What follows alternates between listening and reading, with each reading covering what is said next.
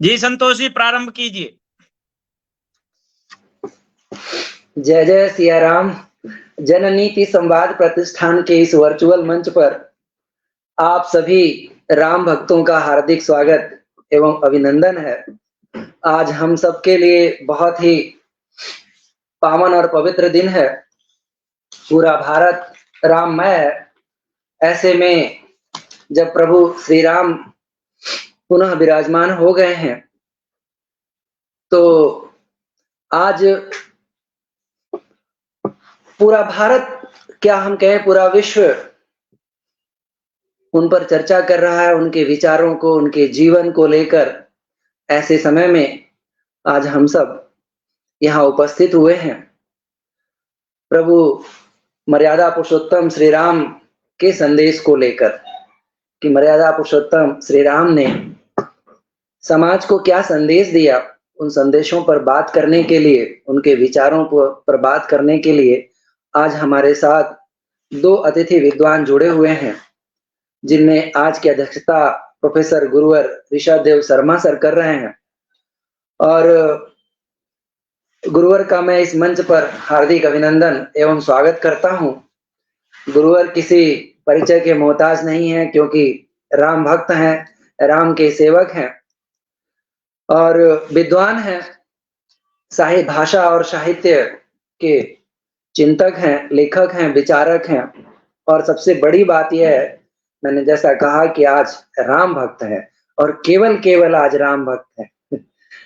तो मैं इस मंच पर गुरुवर को आमंत्रित करूं उससे पहले केवल दो पंक्तियों में, क्योंकि लोग नहीं स्मरण कर पा रहा हूं, कि सर की पुस्तक है रामायण संदर्शन। क्योंकि मैं बाकी पुस्तकों की बात नहीं कर रहा, क्योंकि सर ने 50 से ज्यादा, क्या 100 से ज्यादा पुस्तकें लिखी हैं और संपादित की हुई हैं, अनगिनत लेख हैं। अद्भुत है वो पुस्तक, हम सबको पढ़नी चाहिए। संपादन में है, क्योंकि वो संपादकीय टिप्पणी है सर की। तो समय समय पर राम कथा को पढ़ते हुए जो उन्होंने अनुभव किया, उन अनुभवों का संकलन है ये पुस्तक। तो बहुत ही अद्भुत ये पुस्तक है राम के चरित्र को समझने की, राम कथा को समझने की। तो इस पुस्तक को आप पढ़ें और राम कथा को जानें और समझें। तो ऐसे राम के जानने वाले और राम कथा के मर्मज्ञ विद्वान हमारे साथ जुड़े हैं, तो आज की अध्यक्षता करेंगे। तो सर पुनः स्वागत है आपका। और आज के हमारे वक्ता हैं बड़े भाई डॉक्टर अनूप कुमार गुप्ता सर, जो वरिष्ठ लेखा परीक्षक हैं उत्तर प्रदेश सरकार में, और सर भी राम भक्त हैं, राम सेवक हैं और राष्ट्रवादी विचारक और चिंतक भी हैं। और सर की भी एक पुस्तक आई है, बहुत अद्भुत ही 2023 में वो पुस्तक थी, रामायण में सामरिक संस्कृति। और अद्भुत पुस्तक है। पहला एडिशन एकदम आते ही लोकप्रियता है कि एकदम सारी बिक गई। दूसरा एडिशन है अभी, और राम को समझने का, क्योंकि ये पुस्तक अपने आप में जो शीर्षक है कि राम की सामरिक संस्कृति, यानी जो राम को समझता है वही राम की सामरिक संस्कृति को समझ सकता है। तो उस समझ के साथ हमारे साथ आज जो जुड़े हैं वक्ता बड़े भाई doctor Anil Kumar Gupta sir. Sir आपका भी इस मंच पर हार्दिक अभिनंदन और स्वागत है। इस विषय को, आज का जैसा हमारा विषय है कि मर्यादा पुरुषोत्तम श्री राम का संदेश। हालांकि राम अपने आप में संदेश है, हम सबके जीवन में संदेश है, क्योंकि उनका जीवन का एक एक क्षण अनुकरणीय है। फिर भी आज हम भारतवासियों के लिए बहुत ही पावन और पवित्र दिन है, क्योंकि प्रभु श्री राम पुनः अपने धाम में विराजमान हो गए। और यह सबके लिए हम सबके लिए परम सौभाग्य की बात है, क्योंकि प्रभु को अयोध्या बहुत प्रिय थी। महाकवि तुलसीदास ने लिखा है कि जब जब राम अवध सुधि करहीं, तब तब बारी बिलोचन भरहीं। ये एक बात है कि अपनी मातृभूमि की याद आना और आंखों में आंसू आ जाना, भाव विभोर हो जाते हैं जब जब भी प्रभु उस अयोध्या को याद करते हैं। उन 14 वर्ष के वनवास के बीच में कई बार वो अयोध्या को याद करते हैं, अयोध्या की चर्चा होती है। तो जब स्वयं भगवान अपने उस धाम में विराजमान हो गए हैं, तो हम सबके लिए तो गौरव और वो खुशी का क्षण है। और आज एक बात और कह के, क्योंकि मेरे इस वर्चुअल मंच पर दोनों ऐसे हैं जिनके सामने तो मैं दीपक के समान भी नहीं हूँ, फिर भी केवल 1-2 बातें कहकर मैं आमंत्रित करूँगा सर को कि प्रभु आज जो संपूर्ण विश्व है, क्योंकि राम के स्थापना के साथ ही बहुत सारी चिंतन और सुचिंतन की बात होनी चाहिए और हो भी रही है, निरंतर सुबह से ही चल रही है। लेकिन वास्तविकता जो है कि केवल राम के विराजमान होने का क्या संदेश है, पूरे ये भारत विश्व को क्या संदेश देना चाहता है? क्योंकि हम भारतवासी तो इस बात को जानते ही हैं, घर-घर में राम कथा पढ़ी जाती है और पढ़ते हैं और जानते भी हैं। और हम बचपन से स्वयं मैं भी देखता चला आया हूँ। लेकिन आज संपूर्ण विश्व में जो युद्ध और अशांति का माहौल है, ऐसे क्षण में, ऐसे समय में प्रभु श्री राम का विराजमान होना और विश्व मानस को, भारत को संदेश देना, अपने आप में एक अद्भुत बात है। विषय की शुरुआत ही है मर्यादा पुरुषोत्तम श्री राम। पहला ही शब्द जुड़ा हुआ है मर्यादा, त्याग। प्रभु का जीवन त्याग है, मर्यादा है, समर्पण है, कर्तव्य। ऐसे दुनिया उनका अपने जिनके असंख्य विशेषताएं हैं, जिन पर जो है, जिनके जीवन पर बात हो सकती है, जिनके जीवन को जिया जा सकता है, जिनके जीवन को हम संदेश के रूप में विश्व को दे सकते हैं। तो हमें निश्चित रूप से एक प्रश्न मेरे मन में खड़ा होता है कि वास्तव में कि क्या विराजमान होने का आशय क्या है? हमने मूर्ति पुनः, क्योंकि प्रभु तो हम सबके हृदयों में, हम भारतवासियों के हृदयों में हमेशा विराजमान रहे, लेकिन उसका एक संदेश है। तो मुझे लगता है कि आज के हमारे जो वक्ता हैं उस पर अपनी बात रखेंगे। वो तो हम, क्योंकि हम सब सुबह से ही भाव विह्वल हैं, वह एक दूसरी स्थिति है। लेकिन जो एक महत्वपूर्ण हम जैसे सुधीजन चिंतक हैं, उनके लिए यह चिंतन का समय है, उनके लिए यह प्रेरणा का समय है। तो अब उस बात से कि राम राज बैठे त्रिलोका, हर्षित भय गए सब शोका, तो जब सारे शोक तो उस समय चले गए, तो मुझे लगता है कि अभी विभिन्न शोकों के जाने का समय अब आ गया है। तो इन्हीं बातों के साथ मैं अपनी बात को यहाँ समाप्त करते हुए परम आदरणीय डॉक्टर अनूप कुमार गुप्ता सर को मैं आमंत्रित करता हूँ कि सर हम सबको जो है अपने आशीर्वचन से मार्गदर्शन करें। सर आप आमंत्रित हैं। धन्यवाद संतोष जी, आपका आभार। और गुरुवर की अनुमति लेते हुए, गुरुवर के सामने बोलने का साहस नहीं है, फिर भी थोड़ा बोलना पड़ेगा। कबीर ने कहा है, बोलत बोलत बढ़े विकार, बिन बोले क्यों होए विचार। तो आज के हमारे जननीति संवाद प्रतिष्ठान के कर्ता धर्ता हमारे भाई श्रीनिवास त्यागी जी का आभार है। आज पुनः में मंच पे आने का अवसर मिला। हमारे आज के साथी डॉक्टर सुनील कुमार वर्मा जी भी यहाँ उपस्थित हैं, उनको भी हमको आमंत्रित करने के लिए आभार है। और विशेष रूप से हमारे जननीति संवाद प्रतिष्ठान की जो पूरी टीम है, उसका मैं हृदय के गहरे तलों से स्वागत, वंदन, अभिनंदन करता हूं। तो आज का जो विषय है, मर्यादा पुरुषोत्तम श्री राम का संदेश। बड़ी छोटी सी बात है, क्या संदेश है सब लोग जानते हैं। राम कथा हजारों वर्षों से चली आ रही है, कोई नई नहीं है। वाल्मीकि जी ने अपने समय में लव और कुश से उस कथा को कहलवाया, गाया, और लव और कुश की परंपरा आगे जो फादर कामिल बुल्के कहते हैं, कुशी लव के रूप में आगे बढ़ी। और वाल्मीकि रामायण के बाद अनेक रामायण लिखी गई। दक्षिण में कंब लिखी गई, कंब के बाद जो है बाबा तुलसी गोस्वामी जी ने रामचरितमानस लिखी, बंगाल में लिखी गई, असमिया में लिखी गई, और भारत के बाहर भी लिखी गई, और तिब्बत, चीन, सेंट्रल एशिया में लिखी गई।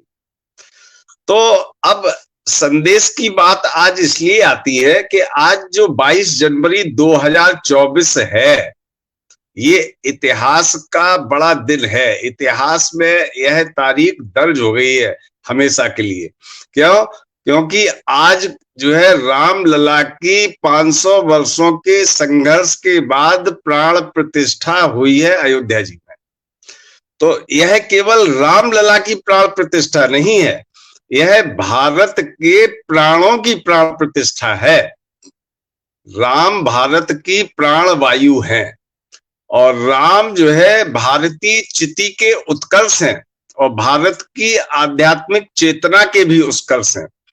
तो पहला संदेश तो यही है कि आज के भौतिकतावादी युग में, जब पूरा युग जो है भौतिकतावाद से, उपभोक्तावाद से लिप्त हो रहा हो, तो हमें यह जानने की जरूरत है कि राम का मूलभूत तत्व चिंतन क्या था। राम का तत्व चिंतन आध्यात्मिक था। राम का तत्व चिंतन भौतिकतावादी और उपभोक्तावादी मूल्यों पर आधारित नहीं था। राम की चेतना आध्यात्मिक चेतना थी। और जब हम योग वासिष्ठ पढ़ते हैं, रामायण पाठ में तो अलग से राम के तत्व चिंतन का विशिष्ट वर्णन नहीं किया गया है, लेकिन वासिष्ठ योग में कि पूरा मुनि वशिष्ठ और राम की संवाद शैली के रूप में जिस तत्व का प्रतिपादन किया गया है, वह हम अपनी भाषा में कहें तो वह आध्यात्मिक अद्वैतवाद है।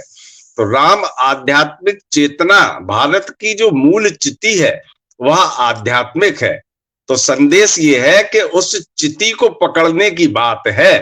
राम लला की आज प्रतिष्ठा हो गई, तो अब हमारा अगला चरण क्या है, आगे अब हमें क्या करना है, आगे की रणनीति क्या हो सकती है। तो मर्यादा पुरुषोत्तम श्री राम के पद चिन्हों पर आगे चलकर हम भारत के भविष्य का निर्माण कर सकते हैं, विकसित भारत का निर्माण कर सकते हैं और नए भारत का निर्माण कर सकते हैं। यह नया भारत भौतिक उपादानों पर आधारित नहीं होगा, आर्थिक विकास करेगा, लेकिन जो भारत की मूल चिति है, श्री राम का जो मूल संदेश है, वह आध्यात्मिक चेतना का संदेश है। और यह आध्यात्मिक चेतना और आध्यात्मिक अद्वैतवाद कोरा दर्शन नहीं है, राम उसको अपने जीवन में उतारते हैं। आध्यात्मिक चेतना का मतलब है कि भेद दृष्टि का अभाव और जीवन में अभेद दृष्टि को स्थापित कर देना। आशय यह है कि सब में एक ही तत्व को देखना, सब में समभाव को देखना और समता और समदर्शिता की दृष्टि की स्थापना करना, सबके साथ सौहार्दपूर्ण संबंधों की स्थापना करना। और इसका एक जो और निहितार्थ है वह भाग्यवाद की बजाय पुरुषार्थ पर बल देता है। जो राम की आध्यात्मिक चेतना है वह भाग्यवाद की बजाय सम्यक कर्म करने पर बल देती है, धर्म का पालन करने पर बल देती है। धर्म का मतलब है सम्यक कर्म करना, और जीवन मूल्यों का राम कभी अतिक्रमण नहीं करते हैं। इन्हीं मूल्यों का अनुसरण करने के कारण राम पुरुषोत्तम है, पुरुषों में उत्तम है, और जीवन मूल्यों का जब वो अतिक्रमण नहीं करते हैं, एक लक्ष्मण रेखा के भीतर रहते हैं, बने मर्यादाओं के वृत्त का कभी अतिक्रमण नहीं करते, इसलिए वो मर्यादा एक क्वालिफाइड करता है, एक मूलभूत विशेषण है। पुरुषों में जो उत्तम व्यक्ति है, पुरुषों में जो उत्तम भारत का प्राण है, पुरुषों में उत्तम जो भारत की ऊर्जा है, वह मर्यादित है। वह न्यूक्लियर फिजन और फ्रोजन पे आधारित अमर्यादित ऊर्जा नहीं है, वह मर्यादित ऊर्जा है। और उसी मर्यादित ऊर्जा को आध्यात्मिक चेतना के रूप में समझना होगा। तो उस चेतना को समझ के भौतिकतावाद की जो लहर बह रही है, उससे भारत की चिति का भेद स्थापित करते हुए, स्व की पहचान करते हुए हमको आगे बढ़ना होगा। यह राम के जीवन का आज का एक मूलभूत संदेश है, जिसको हम सबको समझना होगा। भौतिकतावाद पाश्चात्य जीवन का, पाश्चात्य जीवन मूल्यों का फाउंडेशनल वैल्यू है। हमारी फाउंडेशनल वैल्यू में इकोनॉमिक डेवलपमेंट है।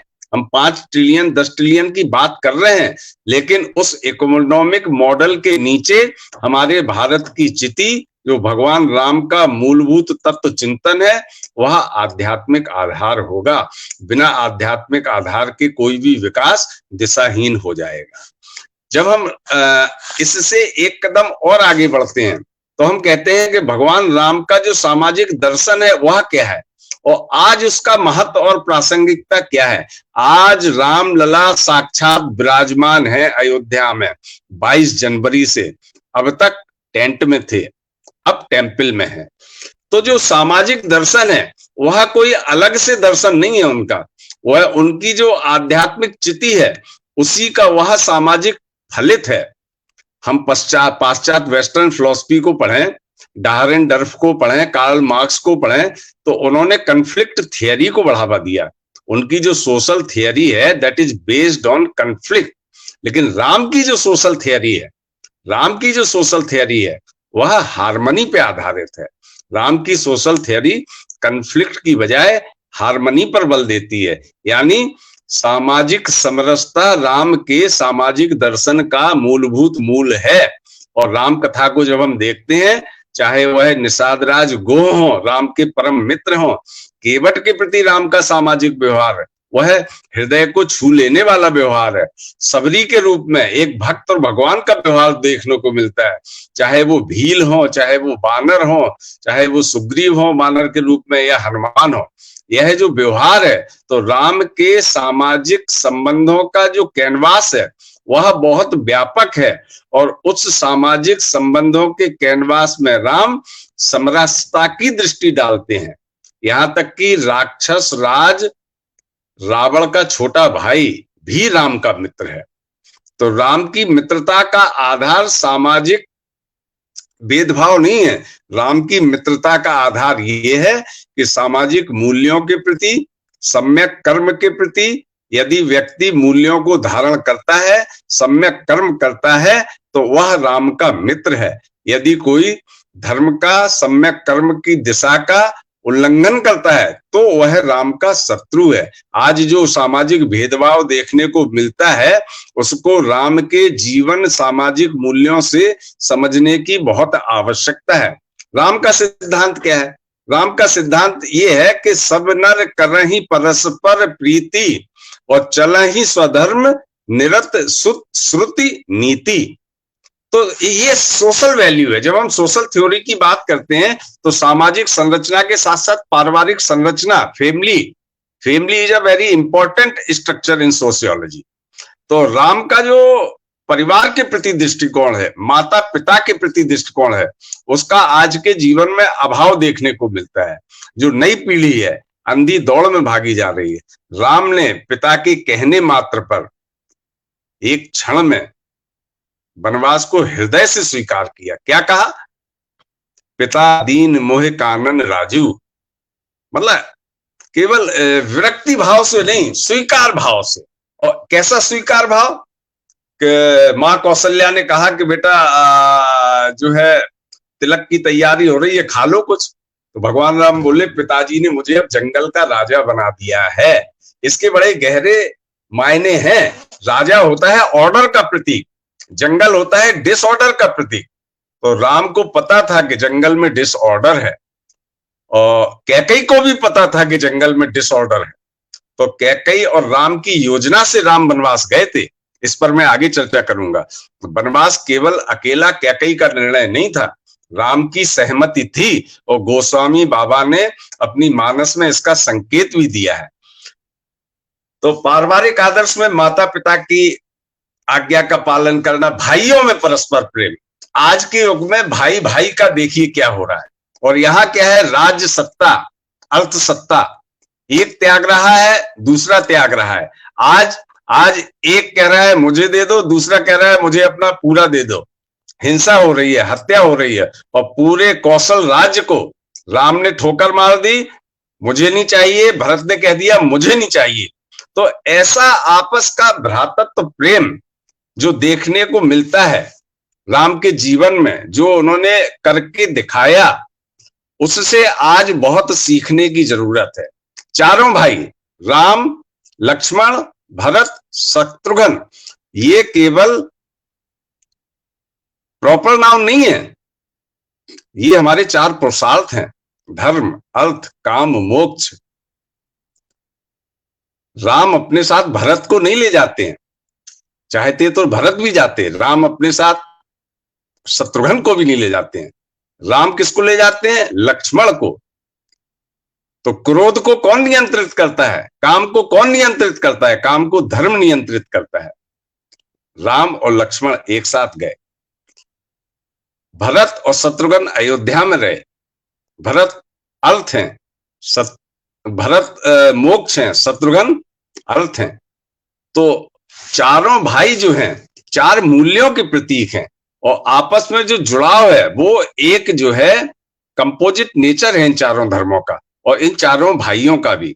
तो ये भी सीखने की जरूरत है।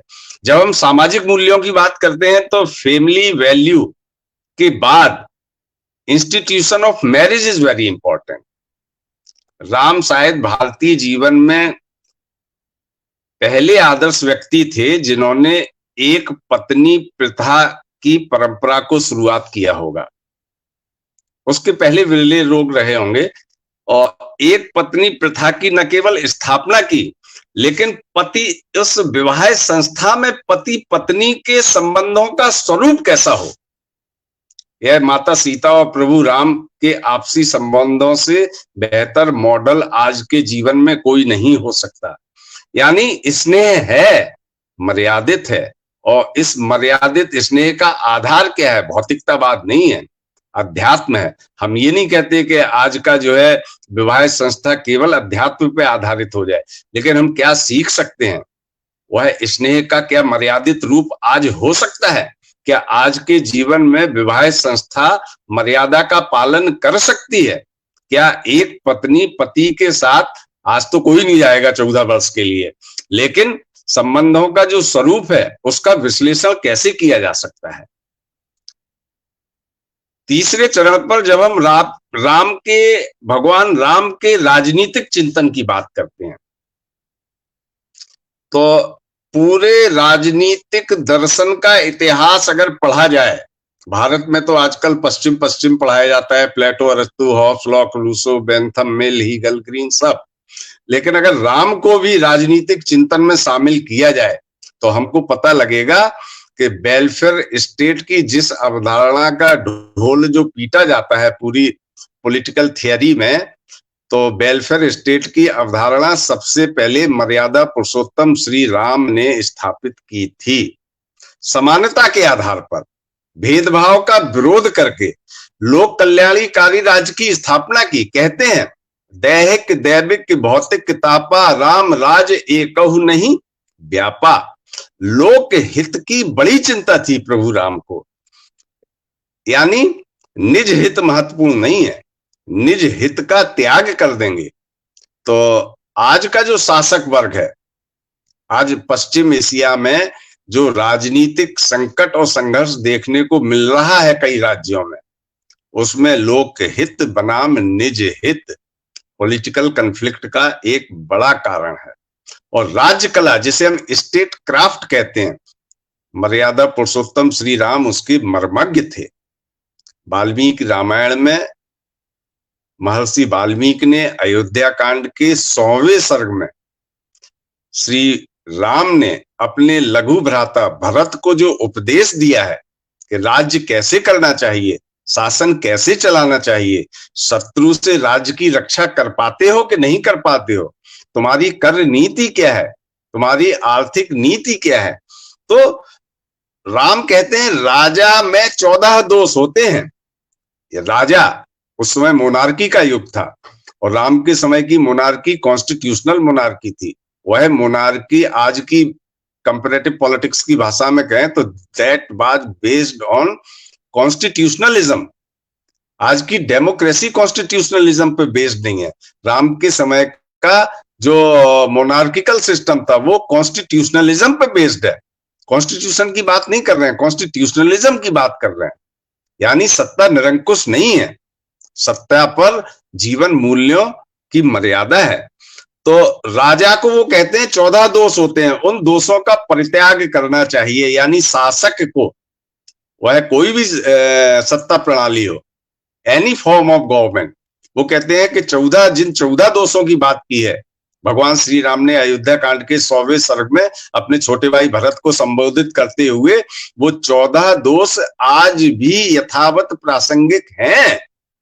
भारतीय जीवन में न्यायपालिका में जो राजनीतिक हिंसा और भ्रष्टाचार और आर्थिक अपराध के मामले मिल रहे हैं, तो इन 14 दोषों का परिहार कर दिया जाए तो वो देखने को कदापि कथमपि देखने को नहीं मिलेंगे।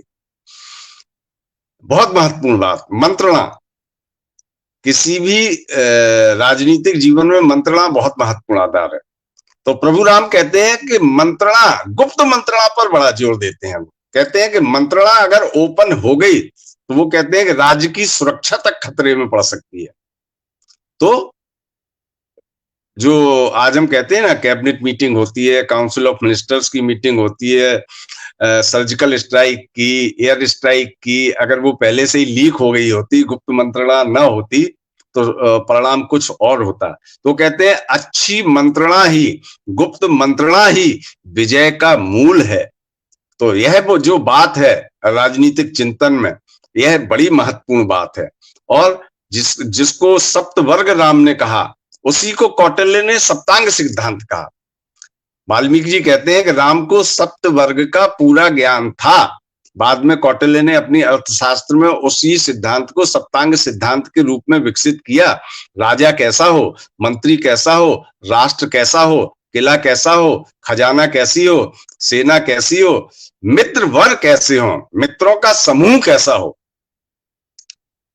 मित्र, अगर कोई राष्ट्र केवल शत्रु बना लेगा, मित्र नहीं बनाएगा आस पड़ोस में, तब तो बड़ी दिक्कत हो जाएगी। और सत्ता का विकेंद्रीकरण, राम सत्ता के जो लेनिन ने डेमोक्रेटिक सेंट्रलिज्म का सिद्धांत दिया था और उसकी बड़ी प्रशंसा की गई लोकतांत्रिक समाजवाद के नाम पे, राम कहते हैं सत्ता का विकेंद्रीकरण हो। और उस विकेंद्रीकरण में राम ने सत्ता अपने हाथ में नहीं रखी, अपने चारों भाइयों के पुत्रों को, तक्ष को, पुष्कल को गंधार में बिठाया, लक्ष्मण के छोटे भाइयों को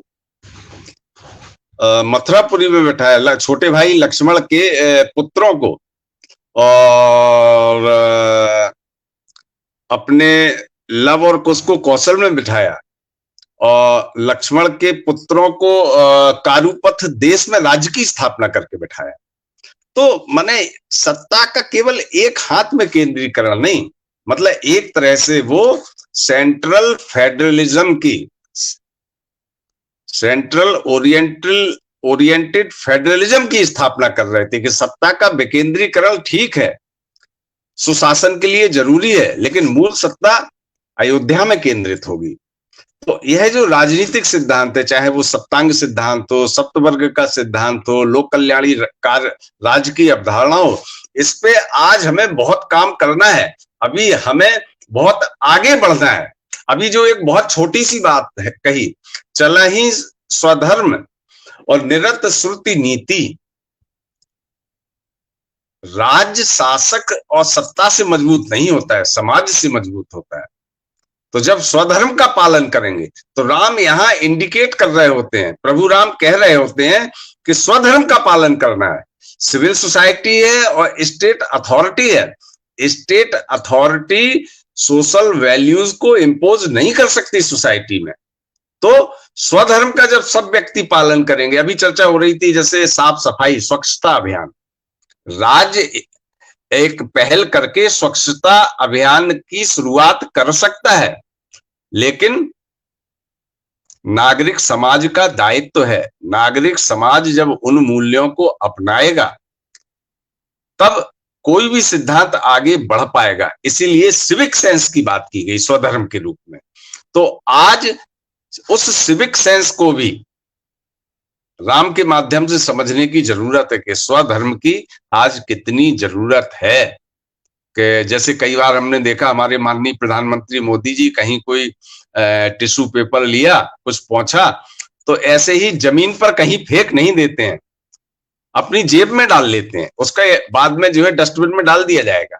तो एक स्वधर्म के रूप में, चाहे स्वच्छता की बात हो, चाहे सामाजिक संबंधों की बात हो, या किसी नियम के पालन की बात हो, तो ये राजनीतिक चिंतन का आधार है। और इस राजनीतिक चिंतन में जब हम राम के मूल्यों को लेकर आगे बढ़ेंगे, तो हम जब कहते हैं ना कि स्वच्छ राजनीतिक जीवन, उसकी स्थापना हो सकेगी। आर्थिक चिंतन का अक्सर कम जिक्र होता है राम के, तो लेकिन राम के जब हम मानस पढ़ें, वाल्मीकि रामायण पढ़ें विशेषकर, तो वाल्मीकि रामायण में बहुत विस्तार से राम के आर्थिक आयाम का भी जिक्र किया है। तो राम स्पष्ट रूप से भरत से कहते हैं, क्या तुम्हारे राज्य की आर्थिक स्थिति बेहतर है? कहीं तुम्हारे राज्य में कोई आर्थिक संकट तो नहीं है? मतलब प्रश्नोत्तरी के रूप में पूछते हैं वो भरत से, और फिर कहते हैं कि राज्य की आर्थिक स्थिति बेहतर होनी चाहिए। और जिसको आज हम बजट कहते हैं, 1 फरवरी को आने वाला है, तो बजटरी वैल्यू समझाते हैं भगवान राम भरत को। क्या कहते हैं? राज्य की आय अधिक होनी चाहिए, राज्य का व्यय कम होना चाहिए। आज हम विनिवेश कर रहे हैं। क्यों? विनिवेश क्या है? विनिवेश अपने घर का गहना बेचना है, तो विनिवेश से नहीं, आय बढ़ा करके। जो बजटरी डेफिसिट है उसका संतुलन विनिवेश नहीं हो सकता है। उसका संतुलन हो सकता है कि जब हम इनकम जनरेट करें, राज्य सत्ता अधिक से अधिक इनकम जनरेट करे। तो जिस बजटरी वैल्यूज की बात कर रहे हैं, तो राम क्या कह रहे हैं कि राज्य की आय अधिक हो, व्यय कम होना चाहिए। बहुत बड़ी बात एक भगवान राम ने कही कि राज्य का जो राज्य कोष है वह अपात्रों के हाथ में नहीं जाना चाहिए। जब राजकोष अपात्रों के हाथ में जाएगा तो हमें 2G, 3G, 4G, कॉमनवेल्थ, चारा, अचारा, भैंस, गाय, गोबर, ये सब देखने को मिलेगा।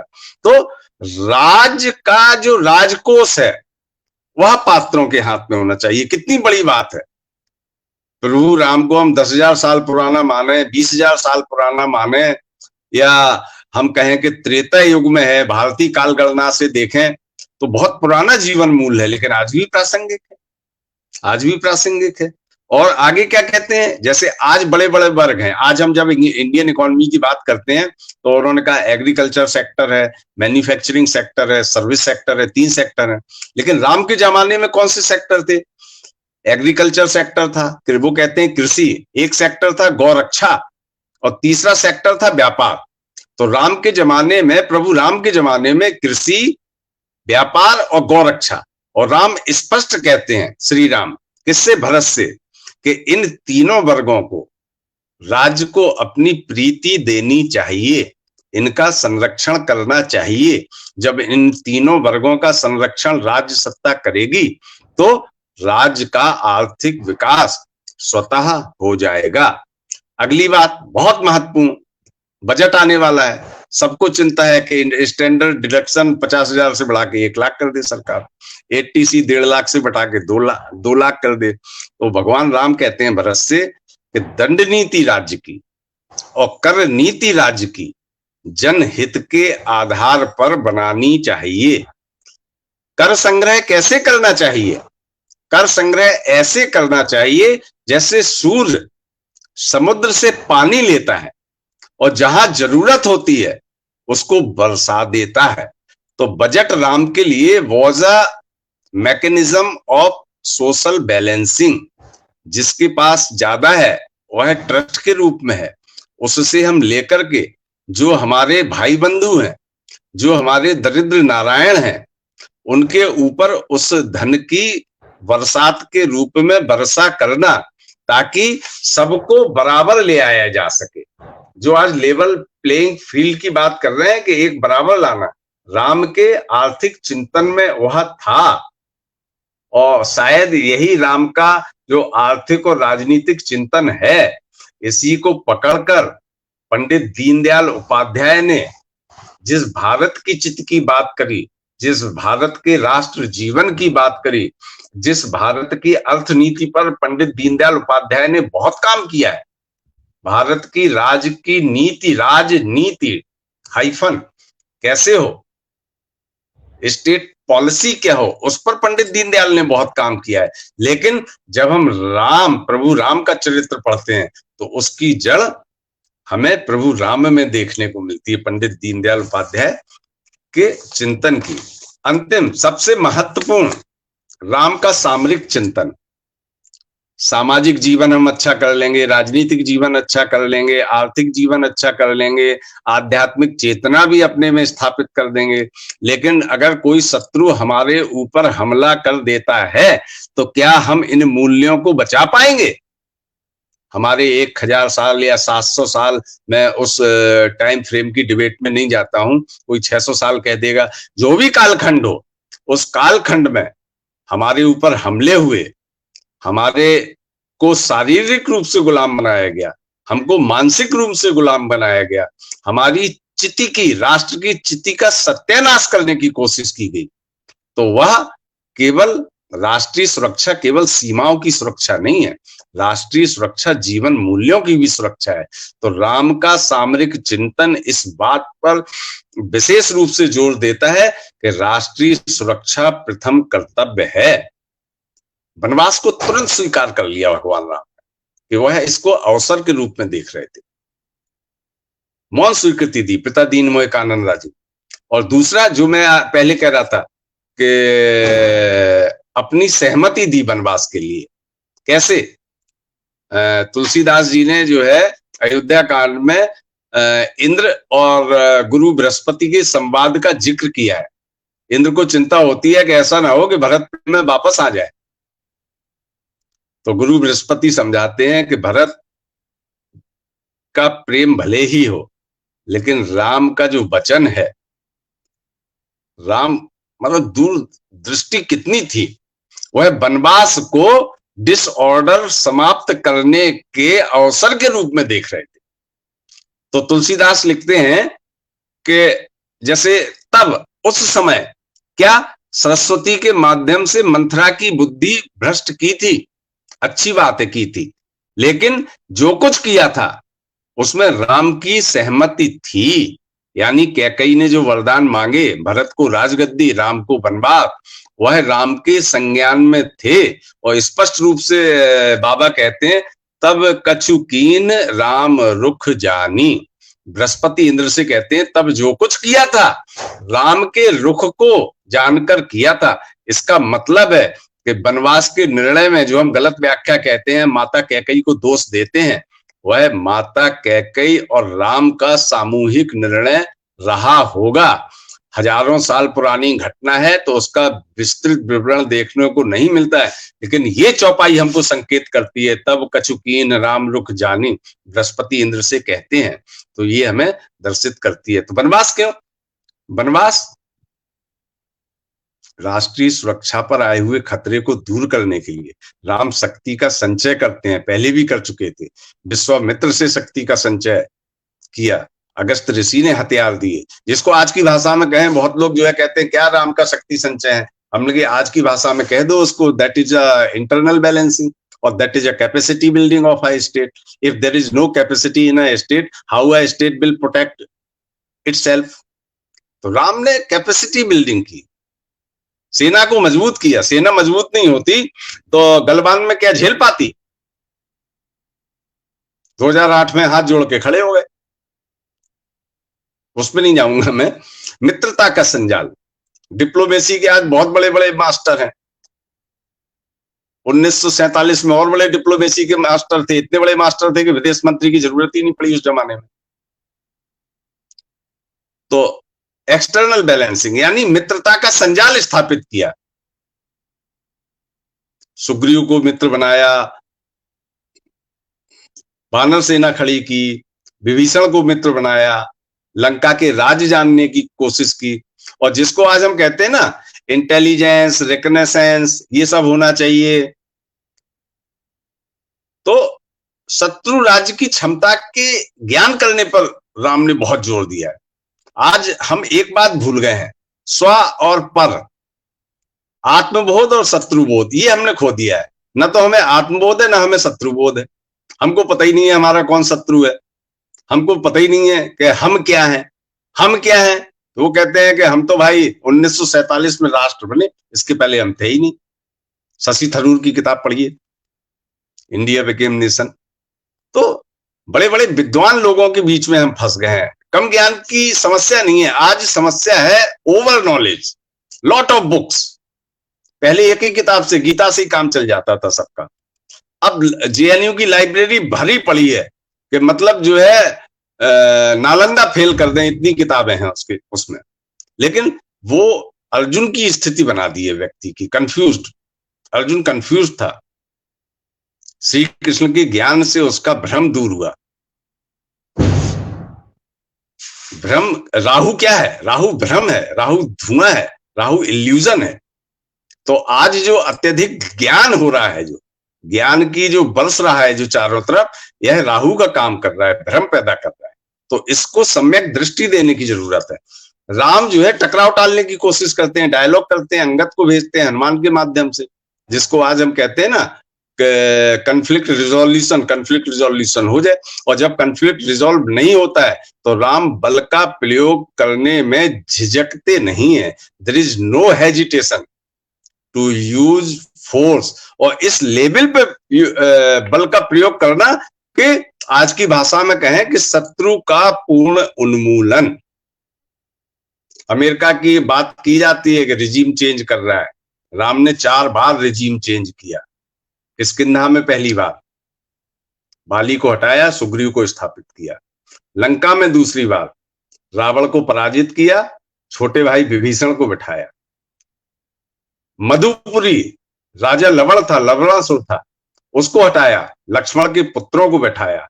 लोकल स्तर पर जब योग्य उत्तराधिकारी नहीं मिला तो दूसरे अपने पुत्रों को बैठाया। गंधर्व राज्य में रिजीम चेंज किया। तो गंधर्व राज्य में और मधुपुरी में रिजीम चेंज इसलिए किया कि वहां से भविष्य में राष्ट्रीय सुरक्षा को खतरा हो सकता था। लवणासुर रावण का रिश्तेदार था। कुंभिनिसी रावण की मौसेरी बहन थी, उसका पुत्र था। तो भविष्य में खतरा, जिसको आज कहते हैं ना प्रीएम्प्टिव स्ट्राइक, सर्जिकल स्ट्राइक, वो राम ने करके दिखाई, रिजीम चेंज किया। गंधर्वों का भरत के कैकेय मामा कैकेय देश से विरोध था, वहां रिजीम चेंज किया। तो ये नई चीजें नहीं है, कोई नए कॉन्सेप्ट नहीं है, बस भाषा बदल गई है। बाबा तुलसीदास की भाषा अलग है और महर्षि वाल्मीकि की भाषा अलग है, लेकिन भाव वही है। पीएफ स्ट्रॉसन ने एक किताब लिखी, रिविजनरी मेटाफिजिक्स। उसने कहा असली तत्वज्ञान पश्चिम का तो प्लेटो अरस्तु में ही है, और बाकी जितने हैं बस भाषा बदल बदल के पैराफ्राइज कर रहे हैं। तो हम अपना पुराना अगर हम तत्व चिंतन कर लें और पकड़ लें तो I think everything is the footnotes on our Indic text. और शक्ति की अवधारणा, आध्यात्मिक चेतना उनकी सॉफ्ट पावर है, उनकी मिलिट्री जो कैपेसिटी है वो उनकी हार्ड पावर है। तो राम हार्ड पावर और सॉफ्ट पावर दोनों को महत्व देते हैं, यानी कि शक्ति की एकीकृत अवधारणा।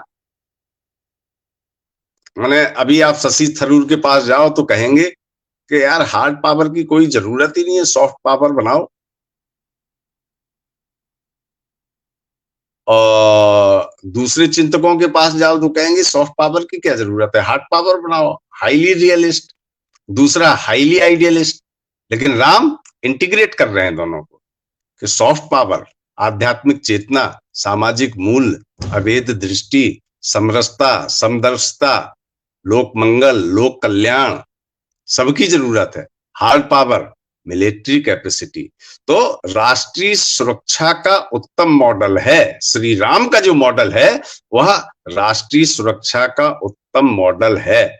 और जिसको माननीय अजीत डोभाल जी की भाषा जो है ना, वो कहते हैं एक्टिव डिफेंस है। आज वह एक्टिव डिफेंस वाल्मीकि रामायण में श्री राम ने न केवल उसका चिंतन किया बल्कि एप्लीकेशन भी किया। और जो जॉन मर्सिमर कहते हैं ना डिफेंसिव, जॉन मर्सिमर नहीं, केनिथ वॉल्स ने एक किताब लिखी the theory of international politics, उसमें सिद्धांत दिया डिफेंसिव रियलिज्म का। तो उनका डिफेंसिव रियलिज्म केनिथ वॉल्स का भौतिकतावाद पे आधारित है। राम में भी डिफेंसिव रियलिज्म देखने को मिलता है, लेकिन वह आध्यात्मिक चेतना पर आधारित है। राम का जब बल का प्रयोग कर रहे हैं तो भौतिकतावादी मूल्यों पर नहीं कर रहे होते हैं, आध्यात्मिक मूल्यों पे। बड़ा विरोधाभास है। वाल्मीकि जी लिखते हैं, जब राम ने रावण का वध कर दिया तो अपने अस्त्र शस्त्रों को त्याग दिया, और न केवल अस्त्र शस्त्रों को त्यागा बल्कि क्रोध के भाव को त्याग कर शांत भाव धारण किया, और विभीषण से कहा, मरने के बाद अब हमारा ये बैरी नहीं है, जैसे यह तुम्हारा भाई है यह मेरा भी भाई है। पूर्ण सम्मान के साथ, रीति रिवाज के साथ इसका अंतिम संस्कार करो। तो भौतिकतावादी तत्व चिंतन से ये भाव नहीं आ सकता, यह भाव आध्यात्मिक चेतना से ही निसृत हो सकता है। तो मैं कहता हूं कि राम का जो सिक्योरिटी डॉक्ट्रिन है, that is spiritual defensive realism. तो अगर हम श्री राम के, प्रभु राम के, मर्यादा पुरुषोत्तम राम के और हमारे ओरछा वाले राजा सरकार के, हम लोग प्रभु राम को राजा के रूप में पूजते हैं, और शायद ओरछा अकेला ऐसा स्थान है जहां पे प्रभु राम को एक राजा के रूप में पूजा जाता है, एक किंग के रूप में पूजा जाता है। बाकी समस्त भारत में प्रभु भगवान है, हमारी प्राण है, हमारी आत्मा है, हमारी प्राण वायु है। तो नए भारत का निर्माण करना है, विकसित भारत का निर्माण करना है, भारत को विश्व गुरु बनाना है, भारत को 5 ट्रिलियन, और उसके पहला उद्देश्य 5 ट्रिलियन, 2027 के बाद 10 ट्रिलियन, और जो 5 ट्रिलियन और 10 ट्रिलियन हो उसके फाउंडेशन में आध्यात्मिक चेतना हो, अमेरिका और यूरोप का भौतिकतावाद ना हो। तो राम के पद चिन्हों पर चलना पड़ेगा। राम की प्राण प्रतिष्ठा के बाद अब अगला कदम भगवान राम के जीवन मूल्यों को अपने चेतना में, अपने सामाजिक जीवन में, अपने आर्थिक जीवन में, अपने राजनीतिक जीवन में, और राज्य सत्ता के प्रति, अगर सामरिक जीवन सिविल सोसाइटी का स्पैन नहीं है, तो राज्य सत्ता उनके सामरिक दर्शन से आज फॉलो किया जा रहा है। आज तो है, ठीक है, सही लाइन पे है, और इसको आगे बढ़ाने की जरूरत है। तो हम एक नए भारत का निर्माण कर सकेंगे, और भारत के भविष्य को उज्जवल होने में कोई संशय और शंका नहीं है। लोग कहते हैं भगवान राम इतने पावरफुल थे तो 500 साल पहले ही प्राण प्रतिष्ठा करा लेते थे। हमने वो तो उसी दिन करा सकते थे प्राण प्रतिष्ठा, 1947 में करा सकते थे, लेकिन पात्र चाहिए। जब उनको पात्र मिला 2014 में, तो उन्होंने कहा ठीक है, अब हमारी प्राण प्रतिष्ठा का टाइम आ गया है, अब हमारी प्राण प्रतिष्ठा करो, अन्यथा राम की प्राण प्रतिष्ठा राम स्वयं न कर पाए, जो प्राणों के प्राण हो। लेकिन जजमान भी तो पात्र होना चाहिए। तो जब पात्र जजमान मिला तो प्राण प्रतिष्ठा हो गई। जय श्री राम। नमस्कार, थैंक यू। बहुत आभार सर आपका। समय की मर्यादा है, नहीं तो बस इच्छा तो यही है कि आपको सुनते जाएं। आपने जिस प्रकार से प्रभु श्री राम के संदेश को हम सब तक पहुंचाया है, और सबसे महत्वपूर्ण बात है कि वर्तमान संदर्भों से जोड़कर आपने जो प्रभु राम के संदेश पर आपने सुचिंतित बात की है, वो अद्भुत है। आप जब भी, क्योंकि हम तो हमेशा आपसे निरंतर बातचीत करते रहते हैं, जब भी बात करिए हमेशा कुछ नया विचार, नए तथ्य आप देते हैं। निश्चित रूप से आपने जो है ठीक कहा कि राम के संदेश को समझने के लिए प्रभु राम की मूल चीति को समझना होगा, जो अध्यात्म है, और उसी को केंद्र में रखकर आपने उनके सामाजिक, पारिवारिक, आध्यात्मिक, राजनीतिक और सामरिक चिंतन पर बहुत गहरी और गंभीर बात कही कि अब प्रतिष्ठा के बाद अब क्या। तो अगर भारत को सच में हमें परम वैभव की तरफ ले जाना है, भारत को एक विकसित राष्ट्र बनाना है, और भारत, वो भी हम कहें कि अगर भारत को सच में अगर सिरमौर बनना है, अगुआ बनना है, क्योंकि वो समय भी है, अब नहीं तो कभी नहीं, क्योंकि सच में अमृत काल चल रहा है। तो इस अमृत काल में राम स्थापित हो गए हैं। तो राम की मूल चित्त आध्यात्मिक है, और यह राम के पद चिन्हों पर ही चलकर हम भारत को विश्व गुरु की तरफ ले जा सकते हैं। एक बहुत बढ़िया बात कही सर आपने, जो मुझे बड़ी अच्छी लगी, कि तो राम राज्य की जो स्थापना, जो राम के राज्य की स्थापना, वो लोकतांत्रिक राज्य की स्थापना, और ये पहली बार ऐसा था जो राम ने यह लोकतांत्रिक, जहां उस गणराज्य में, वो हम कथा भी जानते हैं, वो धोबी वाली और पूरी, क्योंकि वहां एक राजा के सामने यह प्रश्न तो केवल लोकतांत्रिक व्यवस्था में ही किया जा सकता है। वो अद्भुत आदर्श है, वह समान है। और एक नई बात की राम माता कैकेयी, जिस पर एक लंबा लांछन लगाया जाता है, और पूरी राम कथा में वह जिस प्रकार से उन पर आरोप किया जाता है, जिस तरह उन्हें देखा जाता है, और जितनी समझ थी, लेकिन आपने एक बढ़िया, एक नई बात जो निकल के आई कि राम और माता कैकेयी का सामूहिक निर्णय था वनवास जाने का, उसके पीछे की आपने वो बात बता दी हमें।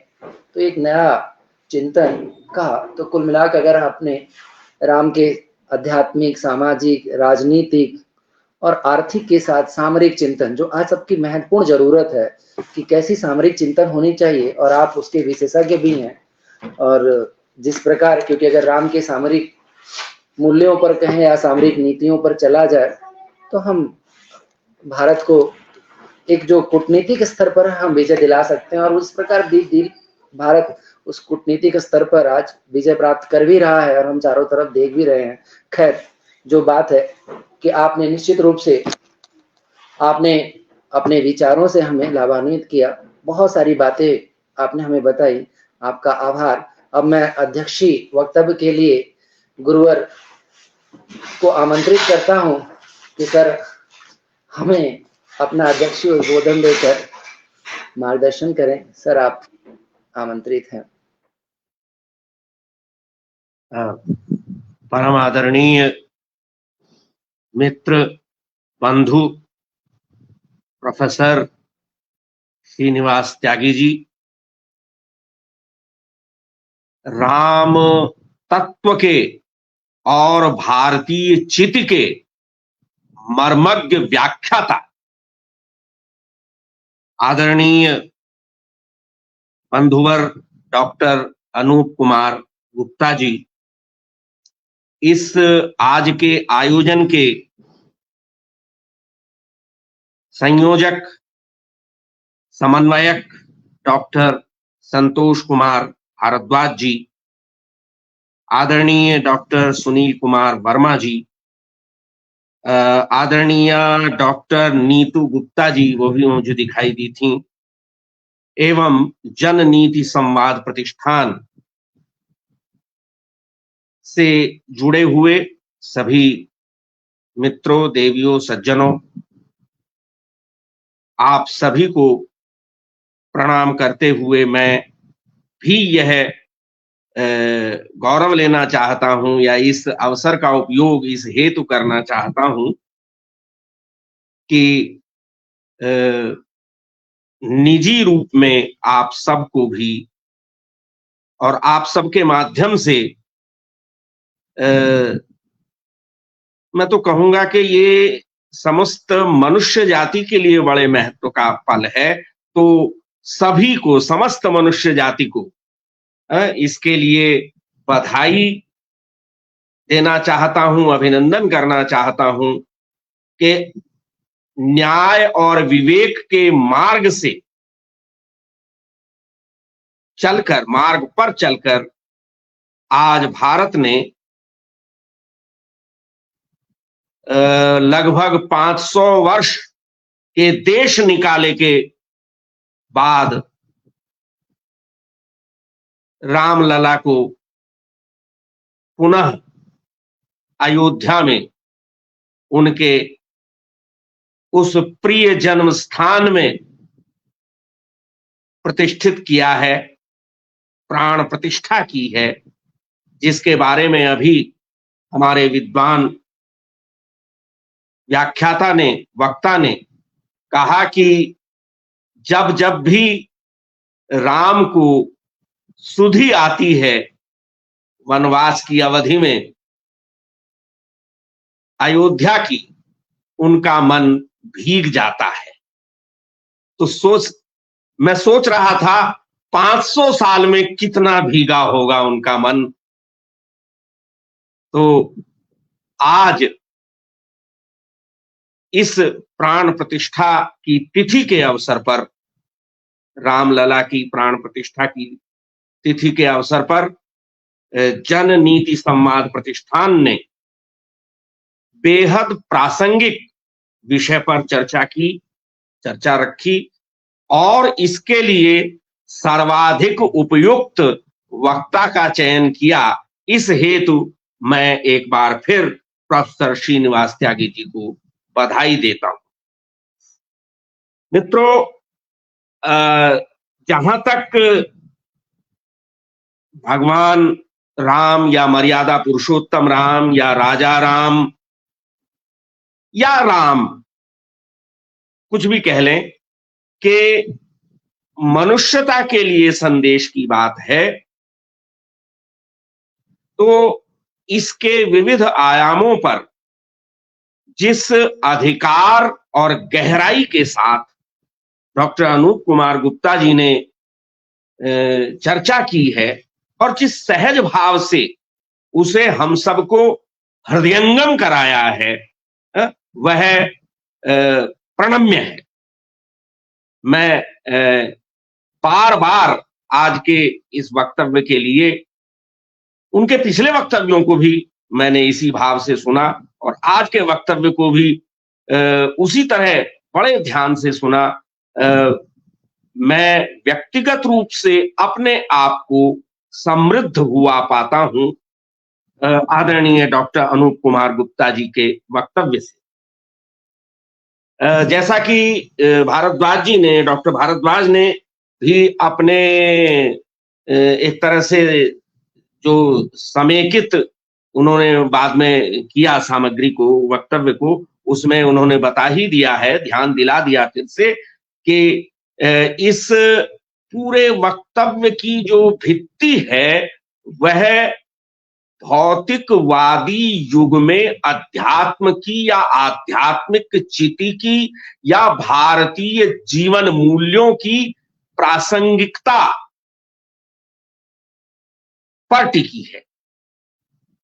राम का सारा संदेश हमारी समझ के अनुसार इस वक्तव्य से जो प्राप्त होता है उसका सार आरंभ में ही, जैसे शीर्ष में ही बात को निचोड़ को कह दिया जाए, तो उस तरह अनूप जी ने आरंभ में ही कह दिया कि भौतिकवादी युग में आध्यात्मिक तत्व चेतना ये राम का सबसे बड़ा संदेश। और फिर इसके विविध आयामों की उन्होंने चर्चा की, सामाजिक दर्शन की, राजनैतिक चिंतन की, आर्थिक चिंतन की, सामरिक चिंतन पर तो उनका पिछली बार हमने पूरा व्याख्यान सुना ही था और उस पर आज उन्होंने और कई नई बातें उस वक्तव्य के अतिरिक्त आज कहीं यह सारी की सारी जो चर्चा है वह मिलकर यहीं पहुंचती है कि राम मूल्यों का एक सामाजिक, राजनैतिक, आर्थिक, सामरिक या कहें कि जो नीति तत्व है उन सब का एक समेकित पुंज है। राम हमारे लिए एक संस्कृति पुरुष हैं और आज की जो घटना है वह एक सांस्कृतिक परिघटना मैं कहना चाहूंगा, उसे जो घटित हुई है। इसलिए मैंने आरंभ में ही कहा कि यह संपूर्ण मनुष्यता के लिए प्रेरक घटना होनी चाहिए, इससे संपूर्ण मनुष्यता को प्रेरणा प्राप्त होनी चाहिए। और वह क्या प्रेरणाएं प्राप्त होनी चाहिए, उनकी तरफ बहुत सुंदर ढंग से इशारा डॉक्टर अनूप जी ने किया और इस बात को बार बार समझाया कि राम के मर्यादा पुरुषोत्तम होने का अभिप्राय यह है कि वे कहीं भी न अपने जीवन में मर्यादा का अतिक्रमण करते हैं और न मर्यादा के अतिक्रमण को स्वीकार करते हैं, बर्दाश्त करते हैं। जहां कहीं मर्यादा का अतिक्रमण है वहां वे पूरी शक्ति के साथ उसका प्रतिकार भी करते हैं। तो बहुत ही सुंदर पद का प्रयोग अनूप जी ने किया, मर्यादित ऊर्जा। राम एक ऊर्जा पुंज है, लेकिन जैसा उन्होंने कहा कि ये न्यूक्लियर फिजन फ्यूजन से पैदा हुआ अमर्यादित ऊर्जा का कोई विस्फोट नहीं है, बल्कि यह मर्यादित ऊर्जा है। यानी राम ऊर्जा है लेकिन मर्यादित ऊर्जा है। यह जो मर्यादा है यह मूल शब्द या बीज शब्द हो जाता है राम के चरित्र का। और इसीलिए बहुत सुंदर उन्होंने प्रसंग उठाया बार बार, जो चित्रकूट की सभा है। चित्रकूट की सभा जिसमें राम और भरत का संवाद होता है, जिसमें राम भरत को राजनय से लेकर के, राजनीति से लेकर के राष्ट्र की रक्षा, देश की रक्षा, सीमाओं की रक्षा, कोश की रक्षा इत्यादि के संबंध में सूत्र देते हैं, वह आज के समय में अत्यंत प्रासंगिक हैं। और यह जो बात उभर करके आती है कि उस सर्वाधिकार, एकाधिकार या अधिनायकवादी जैसी भी व्यवस्था रही हो, उसमें राम का राज्य किस प्रकार से लोकतांत्रिक मूल्यों को चरितार्थ करता है, इस ओर बड़ी सुंदर व्याख्या, इसकी बड़ी सुंदर व्याख्या अनूप जी ने की। इसके लिए मैं आपको बधाई देता हूं। और समय का भी मुझे ध्यान रखना चाहिए, फिर भी एक दो बातें मैं कहना चाहूंगा। आपने बहुत अच्छी बात जो शक्ति की अवधारणा के बारे में राम की कही कि जो एक सॉफ्ट पावर और हार्ड पावर का एक इंटीग्रेशन किस तरह से, यानी अध्यात्म भी और उसके साथ जो राज सत्ता की शक्ति या सैन्य शक्ति है उसका भी एक तरह से समेकन दोनों का, यह एक समझने वाली चीज है। और यदि इन सूत्रों को समझ करके हम आज के अपने व्यक्तिगत, पारिवारिक, सामाजिक, कहें कि राष्ट्रीय और अंतर्राष्ट्रीय जीवन में विविध संबंधों के निर्वाह के लिए इन्हें अपनाएं, तो ये मूल्य निश्चय ही भारतीय चिति से प्रेरित होने के कारण हमें उस दिशा की ओर ले जाते हैं जिसे आपने विश्व गुरुत्व कहा। यह विश्व गुरुत्व प्राप्त होता है उस त्याग भावना से। मुझे याद आ रहा है अचानक, कभी विद्यार्थी जीवन में कोई राम कथा से संबंधित रागिनी, हमारे यहाँ पश्चिमी उत्तर प्रदेश में कुछ रागिनियां गाई जाती हैं, तो एक रागनी कभी सुनी थी कि राज तिलक को गेंद बनाकर खेलन लगे खिलाड़ी, इधर राम और उधर भरत दोनों ने ठोकर मारी।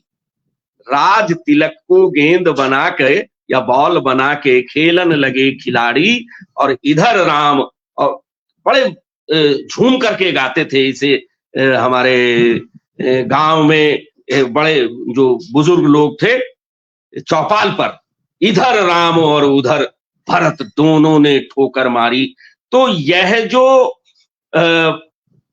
समस्त ऐश्वर्य के बीच रहकर उसमें निर्लिप्त रहना, अनासक्त रहना और सारे सांसारिक कर्तव्यों का निर्वाह करते हुए भी आध्यात्मिक संतुलन को, जिसे आपने अभेद दृष्टि कहा, उसे बनाए रखना जो है, यह बहुत बड़ा संदेश राम का मुझे दिखाई देता है।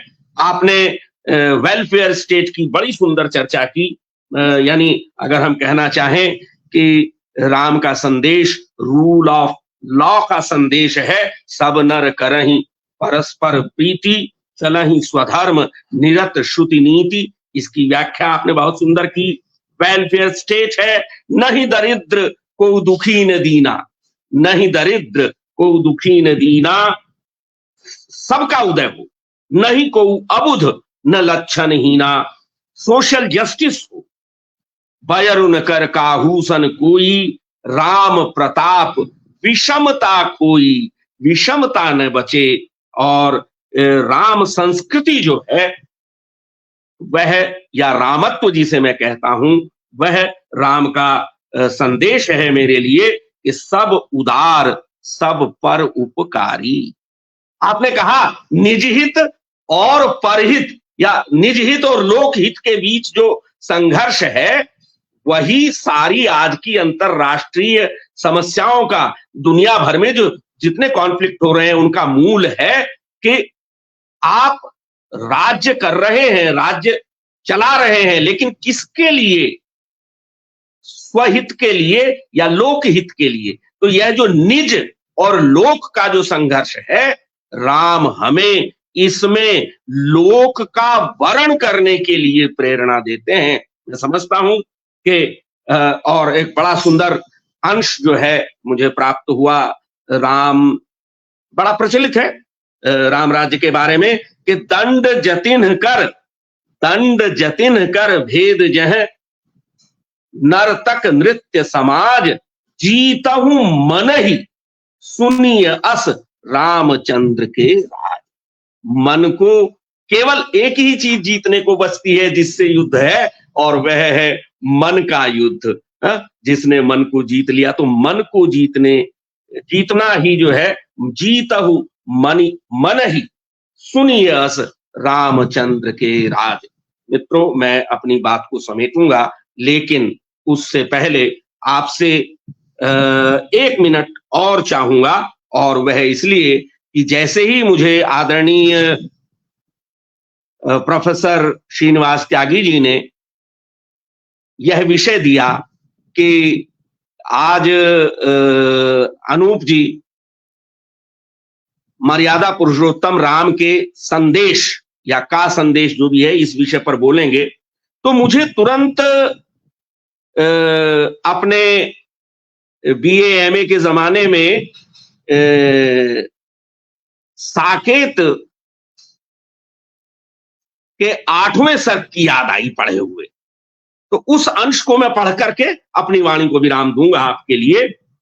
राम कह रहे हैं जानकी जी से, हाँ इसी भाव से भरा यहां आया मैं, कुछ देने ही के लिए प्रिय लाया मैं।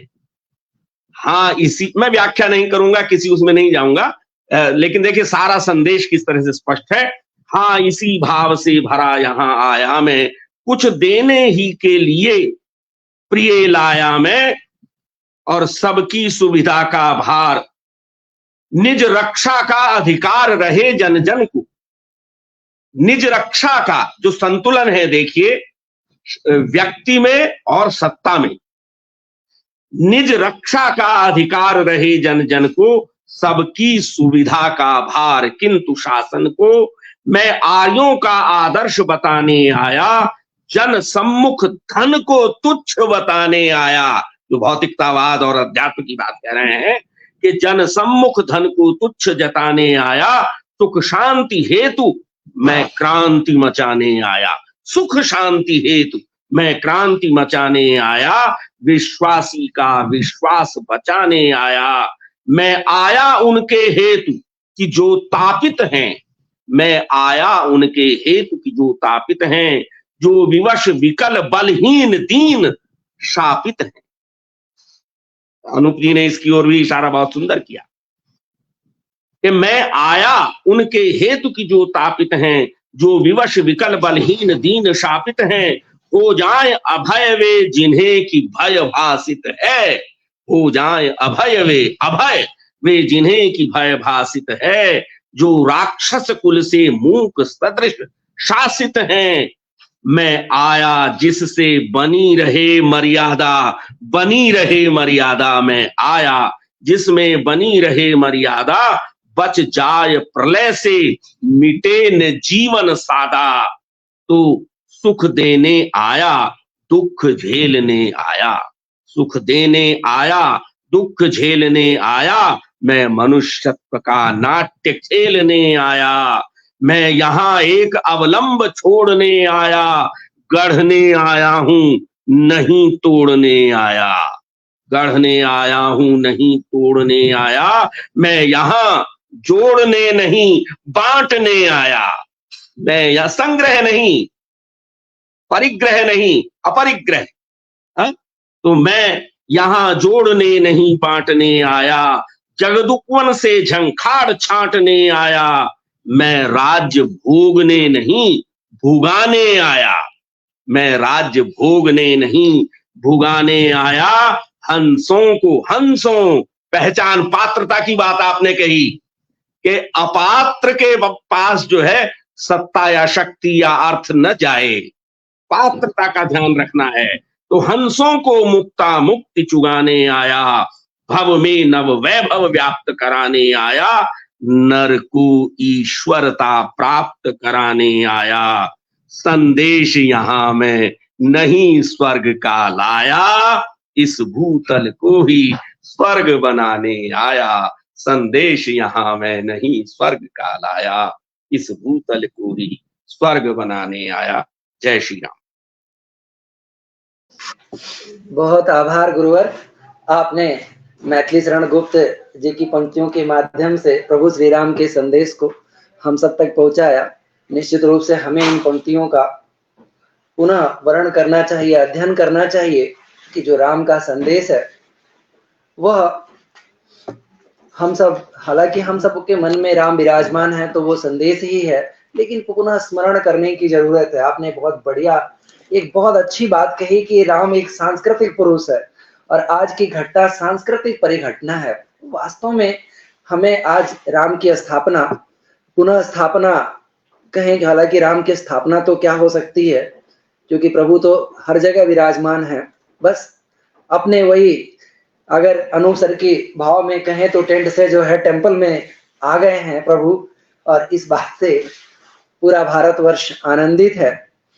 तो निश्चित रूप से हमें अपनी राम की स्थापना अपनी सांस्कृतिक परिघटना है, यानी सांस्कृतिक मूल्यों को पुनः याद करने की यह घटना है, एक परिस्थिति है जो हमें अपने मूल्यों को याद करने की जरूरत है। अपनी उस सांस्कृतिक, जिस स्थाति की बात कर रहे थे, जिसको आपने आध्यात्मिकता की बात कही, उसको याद करने की जरूरत है और समझने की जरूरत है।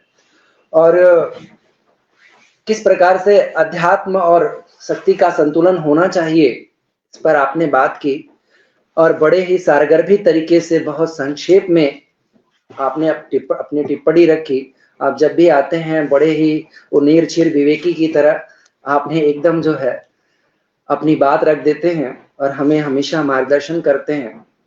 तो सर आपका बहुत आभार, क्योंकि समय आज पूरा भारतवर्ष राममय में लीन है तो हम बाधक नहीं होना चाहते, और वैसे भी आपकी टिप्पणी के बाद फिर कुछ कहना शेष बचता नहीं है। तो मैं सीधे अपने छोटे भाई सुनील को आमंत्रित करता हूं कि हमारे अतिथियों का धन्यवाद ज्ञापन करें। सुनील।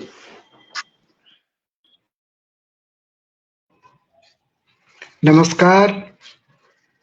आज 22 जनवरी 2024 राष्ट्रीय सांस्कृतिक महापर्व भारत के लिए आज एक महापर्व का दिन है, और आज के इस महत्वपूर्ण दिन जन नीति संवाद प्रतिष्ठान यह निर्णय लिया कि हम वैसे 108 राम कथा की सफल परिचर्चा का संयोजन कर चुके हैं, तो क्यों ना आज की इस महत्वपूर्ण तिथि को हम सभी एक बार फिर राम कथा की परिचर्चा की किसी एक विशेष कड़ी को हम अपने श्रोताओं के सामने लाएं, विशिष्ट विद्वानों के साथ मिलकर। तो आज राम कथा परिचर्चा, विशेष परिचर्चा की समापन की कड़ी में मैं धन्यवाद ज्ञापन की औपचारिकता पूरी करने के लिए आया हूं। तो मैं आज के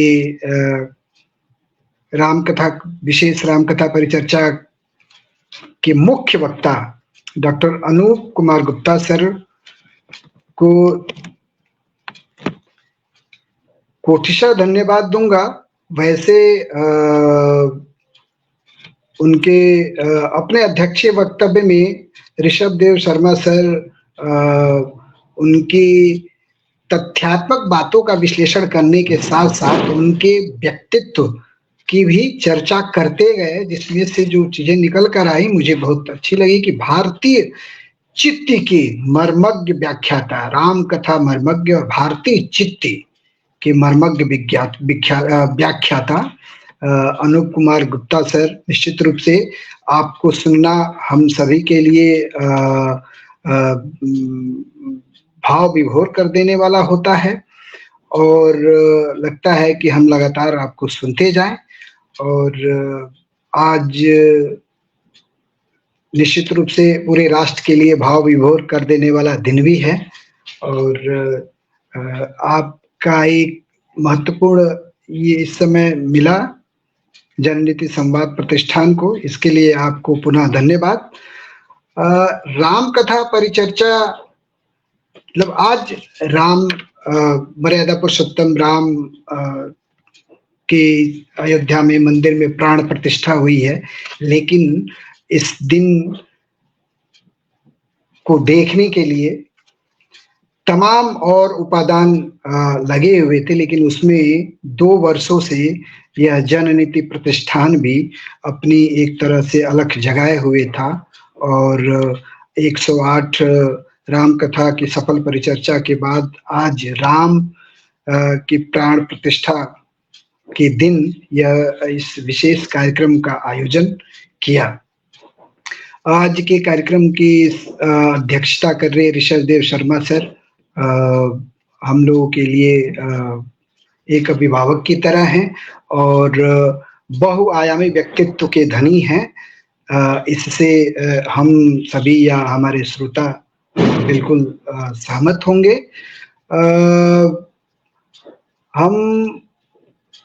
हम लोग जब आज के इस विशेष राम कथा परिचर्चा की कड़ी में बातचीत कर रहे थे कि किसको वक्ता के रूप में रखें और किसको अध्यक्ष के रूप में रखें, तो उस 108 राम कथा परिचर्चा रूपी एक तरीके से वो समुद्र मंथन 108 राम कथा परिचर्चा रूपी समुद्र मंथन से निकल कर आया हम लोगों के सामने की आज के इस विशेष राम कथा परिचर्चा के लिए वक्ता के रूप में अनूप गुप्ता सर से चित और अध्यक्षी के लिए ऋषभ देव शर्मा सर से आज के कार्यक्रम की शोभा बढ़ाई जाए। तो एक बार मैं आप दोनों महानुभावों को हृदय तल की गहराइयों से धन्यवाद ज्ञापित करता हूं कि एक बार पुनः जननीति संवाद प्रतिष्ठान को आप लोग अपना महत्वपूर्ण समय दिए और बड़े भाई संतोष कुमार भारद्वाज सर को धन्यवाद सुंदर संचालन के लिए और इस जननीति संवाद प्रतिष्ठान के संयोजक आदरणीय प्रोफेसर श्रीनिवास त्यागी सर के भागीरथी प्रयास से ही ये सब कार्यक्रम चल रहा है और आज का विशेष रामकथा परिचर्चा का आयोजन भी हुआ। इसके लिए आदरणीय प्रोफेसर श्रीनिवास त्यागी सर को भी बहुत बहुत धन्यवाद। मैडम नीतू गुप्ता जी जुड़ी हुई हैं, आपका भी बहुत बहुत धन्यवाद और ऑनलाइन जुड़े हुए हमारे सभी श्रोताओं का मैं हृदय से धन्यवाद ज्ञापित करता हूं और यह मैं मानकर चलता हूं कि आज की इस राम कथा परिचर्चा की विशेष कड़ी में निश्चित रूप से हम सभी लाभान्वित हुए हैं और प्राण प्रतिष्ठा हो गई जैसा कि अनूप गुप्ता सर ने बताए और ऋषभ देव शर्मा सर भी अपने अध्यक्षीय वक्तव्य में इसकी चर्चा की कि प्राण प्रतिष्ठा हो गई, अब आवश्यकता है हमें मर्यादा पुरुषोत्तम श्री राम के जीवन मूल्यों को अपने व्यक्तित्व में उतारने की, सामाजिक स्तर पर उसको उतारने की, राजनीतिक स्तर पे उतारने की, आर्थिक स्तर पे उतारने की, सामरिक नीति के स्तर पे उतारने की, राष्ट्रीय सुरक्षा के स्तर पे उतारने की, तमाम तरह के जितने आयाम हैं भगवान श्री राम के व्यक्तित्व और उससे जुड़े हुए जितने भी आयाम हैं, उन सब आयामों पर हम आगे बढ़ते हुए और एक जो राम राज्य की कल्पना कहते हैं वो हमें धरती पर अवतरित होता हुआ दिखाई दी। और इसी शुभेच्छा के साथ आज के कार्यक्रम की समाप्ति अध्यक्ष महोदय की अनुमति लेते हुए आज के कार्यक्रम की समाप्ति की घोषणा करता हूं। जय श्री राम। बहुत बहुत धन्यवाद। आप सबको प्रणाम सर, सादर प्रणाम। प्रणाम सर, प्रणाम। बहुत बहुत धन्यवाद सुनील। आपने सुंदर धन्यवाद ज्ञापन किया और पूरी योजना पर विस्तृत प्रकाश डाला। एक लंबी श्रृंखला के बाद देश में उपस्थित लगभग अधिकांश राम कथा मर्मज्ञों को हम अपने जननीति संवाद के मंच पर सुन चुके थे और आज के कार्यक्रम का आयोजन करने का विचार भी यकायक मन में आया लगभग 10:30-11 बजे, और वक्ताओं से यकायक बुलवाना बहुत ही मुश्किल कार्य होता है।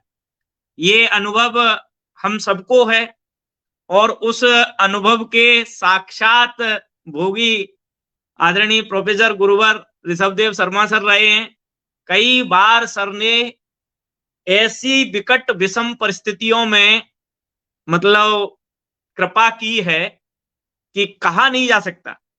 108 कड़ियां निरंतर चलाना बिना राम कृपा के संभव नहीं है। तो और अनूप सर कहीं सुंदरकांड में व्यस्त थे, लेकिन मुझे लग रहा था कि अनूप सर बोल देंगे और सर अध्यक्षता कर देंगे, तो हम लोगों का विचार बना और आपका आशीर्वाद मिला। तो आज हमने ये भव्य और दिव्य आयोजन आज अयोध्या में हुआ है। निश्चित रूप से हम भारतीय होने के नाते एक अत्यंत गौरव का विषय भी है और एक नई शुरुआत का भी विषय है। एक राष्ट्र के नागरिक के नाते या एक समाज के नाते जो पूरा समाज राम के बिना नहीं जीता, वही आदर्श और मूल्य या धर्म के विग्रह राम, 140 करोड़ आबादी के राम टेंट में विराजमान है। तो ये बड़ी राष्ट्रीय शर्म का विषय था जिससे आज हम लोगों को मुक्ति मिली और भगवान श्री राम अपने दिव्य और भव्य मंदिर के प्रांगण में विराजमान हुए हैं। और इसमें कई किंतु परंतु राम जी के समय भी रहे, आज भी हैं, आगे भी रहेंगे, क्योंकि सूर्य है, दिन है तो रात है, रात है तो दिन है। सत्य तभी तक है जब असत्य है। वो युग्म के बिना संसार नहीं चलता। तो वो सब चीजें रहेंगी। तो आप सभी श्रोताओं ने और इस कथा के प्रेमियों ने इतनी सहृदयता 108 श्रृंखलाओं में दिखाई, जिसमें निरंतर डॉक्टर सुनील, डॉक्टर संतोष जी, बीच बीच में नीतू मैडम भी बोली, जुड़े रहे। सर ने कई बार अध्यक्षता की, 2-3 व्याख्यान अनूप सर के हुए, उसमें कई लोगों के 2-3-4 व्याख्यान हुए। तो उन सभी को हम पूरी टीम की ओर से साष्टांग प्रणाम करते हैं, हृदय से उनको साधुवाद देते हैं। और बार बार मन नहीं था कि उस श्रृंखला को समाप्त करें, क्योंकि बहुत अच्छी श्रृंखला चल रही थी, लेकिन संकट बड़ा था क्योंकि ज्यादातर विद्वानों को सुन लिया था। फिर रिपीटेशन करना भी कोई उसका लक्ष्य नहीं था और सभी वैचारिकी के लोगों को सुन लिया था, ऐसा नहीं है हमने सभी धर्म के लोगों को सुन लिया था, सभी समुदाय के लोगों को सुन लिया था। तो राम के जीवन का जो आदर्श है समरसता, समरस समाज, जैसा कि अनूप सर ने कहा, अनूप सर ने बहुत सारी बातें कही हैं। निश्चित रूप से सर जब बोलते हैं तो उसका क्रैक्स समझाते हैं, उसका जड़ बताते हैं, निचोड़ बताते हैं। तो सर आपका हृदय से धन्यवाद, ऋषभ सर का हृदय से धन्यवाद। और ये जननीति संवाद जो प्रतिष्ठान मंच है आप सबका है, आपके आशीर्वाद का हमेशा आकांक्षी रहेगा। और आज हम अभी तो कुछ सोच रहे हैं, एक बड़ी योजना के बारे में विचार कर रहे हैं, ऋषभदेव सर से भी बात करेंगे, अनूप सर से भी बात करेंगे। तो निकट भविष्य में और कुछ बेहतर परिचर्चा संवाद का एक मंच, स्वस्थ संवाद का मंच बन सके, ऐसा प्रयास हम आगे करेंगे। देखो कब राम जी की कृपा होती है। तब तक के लिए संतोष जी का, सुनील जी का, नीतू मैडम का, अनूप सर का और आदरणीय परम गुरुवर प्रोफेसर ऋषभदेव शर्मा जी का बहुत बहुत धन्यवाद। सबको प्रणाम, नमस्कार, जय सिया राम। जय सिया राम। यही देते हैं विराम, अगले किसी दिन मिलते हैं विशेष व्याख्यान में, तब तक के लिए नमस्कार।